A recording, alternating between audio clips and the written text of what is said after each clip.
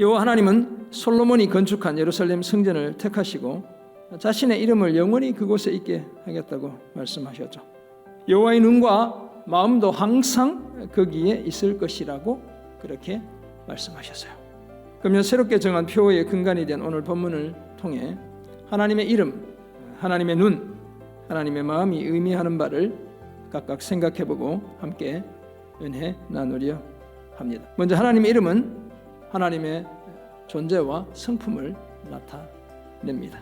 이렇게 하나님께서 이름을 통해 자신을 드러내시는 이유는 하나님이 자기 백성들과의 관계 속에서 존재하시기 때문에 그래요. 하나님은 다양한 이름을 통해 사람들이 이해할 수 있는 수준으로 자신을 나타내시는 것을 기뻐하셨죠. 여호와 하나님은 당신의 자녀들이 자기 이름을 두신 곳, 그 택하신 예배의 처소로 늘 찾아오길 원하셨죠. 그래서 명절, 절기를 정하고 남자들은 반드시 1년에 3번 이상 오도록 그렇게 규정도 하셨죠. 따라서 오늘 우리도 예배의 자리인 교회로 모여야 하고 예배가 멈추지 않게 해야 합니다. 하나님의 이름이 우리가 함께 모여드리는 이 예배의 자리에 계심을 세상 가운데 드러내야 하죠. 두 번째, 하나님의 눈은 하나님의 지키심과 돌보심을 나타냅니다. 하나님은 광야 황무지를 지나는 우리를 호위하시고 보호하시며 당신의 눈동자와 같이 지켜주셔요.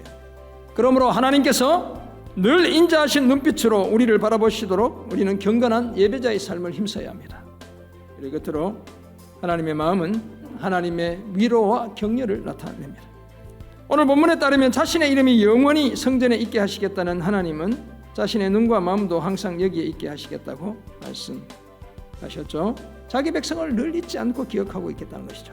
뿐만 아니라 자기 백성들을 위해 항상 마음을 쓰시겠다는 뜻이죠. 하나님의 가슴에서 사람들의 가슴으로 전해지는 하나님의 구원과 은혜의 역사를 중단하지 않겠다는 뜻이죠. 날마다 자기 백성들을 위로하시고 격려하시겠다는 뜻입니다. 그렇다면 새해를 시작하며 우리 교회가 하나님의 이름과 눈과 마음이 항상 머무는 행복한 교회가 되기 위해 우리가 버려야 할 것은 과연 무엇일까요? 다름 아니라 내 이름, 내 눈, 내 마음을 버려야 합니다. 그래서 우리 교회를, 여러분의 가정을 하나님의 이름과 눈과 마음이 항상 머무는 행복한 교회, 행복한 가정으로 만들어가는 우리 모두가 되길 주님의 이름으로 축원합니다.